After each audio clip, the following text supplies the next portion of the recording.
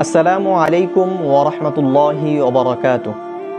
আলহামদুলিল্লাহ, অতি শীঘ্রই আমরা শুরু করতে যাচ্ছি নাসিহা সিরিজ, একটি হৃদয় ছোঁয়া উপদেশমালার ধারাবাহিক যাত্রা, যা আমাদের অন্তরকে জাগাবে, জীবনকে বদলাবে ইনশাআল্লাহু তাআলা।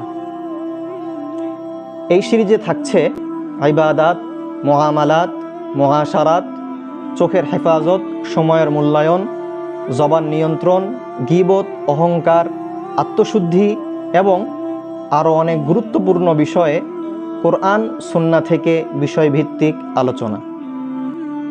আল্লাহ তাআলা পবিত্র কোরআনের সূরা আয-যারিয়াতের 55 নম্বর আয়াতে ইরশাদ করেন, ওয়াযাক্কির ফাইন্না যিকরা তানফাউল মুমিনিন। তোমরা উপদেশ দাও, কারণ উপদেশ মুমিনদের উপকারে আসে। সহিহ মুসলিমে হযরত আবু হুরায়রা রাদিয়াল্লাহু তাআলা আনহুর বর্ণনা, রাসূল সাল্লাল্লাহু আলাইহি ওয়াসাল্লাম ইরশাদ করেন, আদ-দীনু আন-নাসিহা, দিন হচ্ছে নসিহা। প্রিয় সুধী, আমাদের এই সিরিজটি শুধু শেখা বা জানার মাধ্যম নয়, বরং আপনার জীবন বদলানোর অন্যতম একটি মাধ্যম হবে ইনশাআল্লাহু তাআলা। আমাদের প্রতিটি ভিডিও হবে সংক্ষিপ্ত, তথ্য নির্ভর ও সহজ সাবলীল ভাষায়।